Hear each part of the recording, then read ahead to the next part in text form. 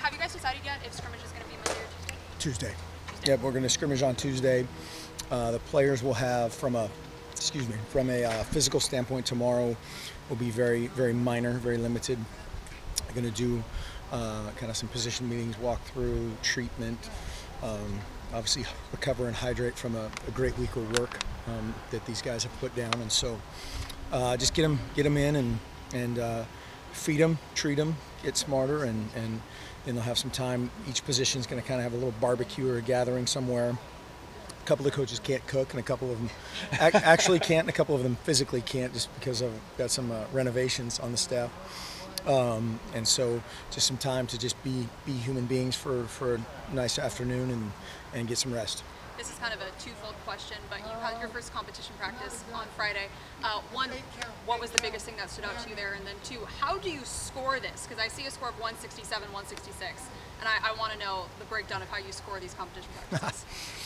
That would be the head coach's discretion. There's a lot of, it's kind of like the tax code. There's a lot of exceptions to exceptions, but the biggest thing that stood out is just guys competing hard.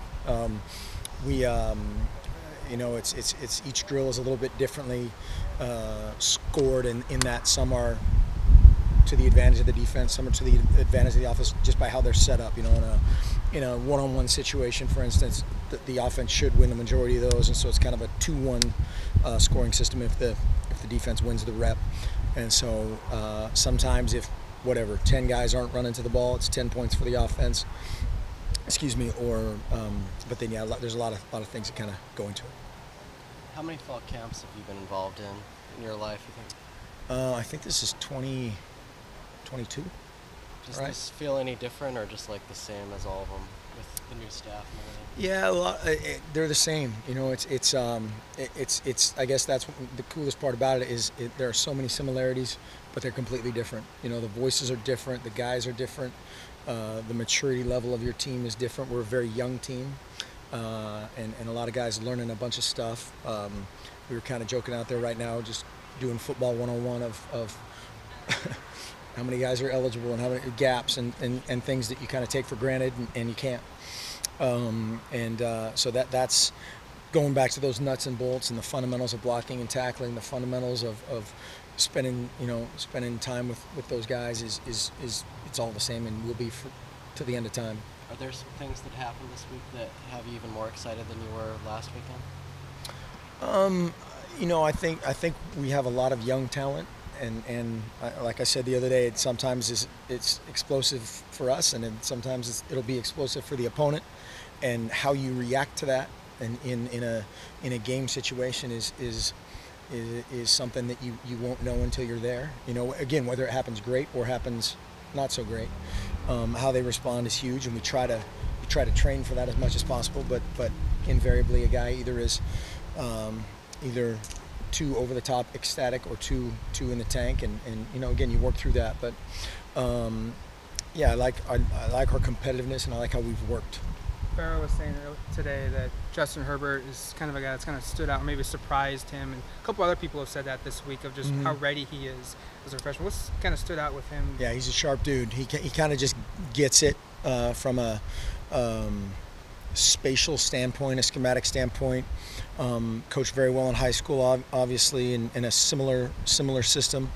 And so I think a lot of those things came naturally, and that's the biggest hurdle for a guy now is to just keep his foot on the gas when things don't go well, because he's going to make, and he made some mistakes today that he didn't make the day before, and that's where those guys just need to trust what they've done in the past and continue to stay confident and competitive, which he is.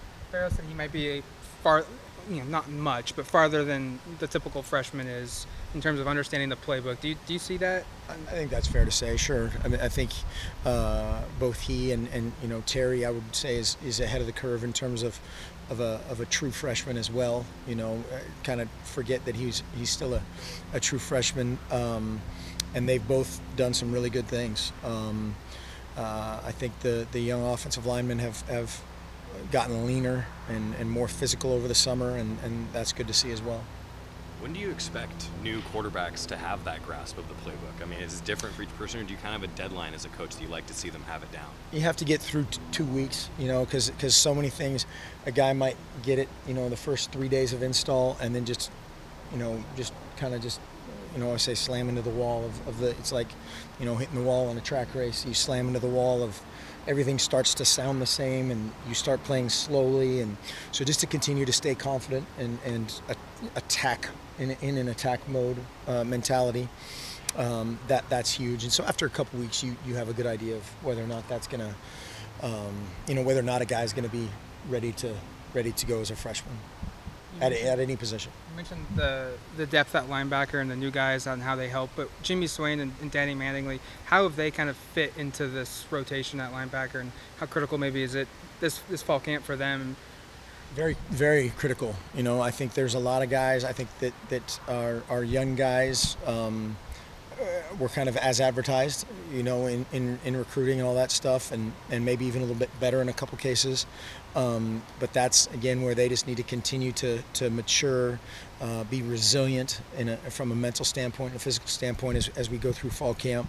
And it's going to be a really good competition there. And that's so important for us, because we just didn't have, last couple of years, really, the depth at those positions that then contribute to depth on special teams. And that we need to play a lot better on special teams. Newsflash. Did you hear back from Larry David at all? Have not heard back from Larry David. Shockingly, I have not heard back. All right. Thanks, Coach. Thank you, guys.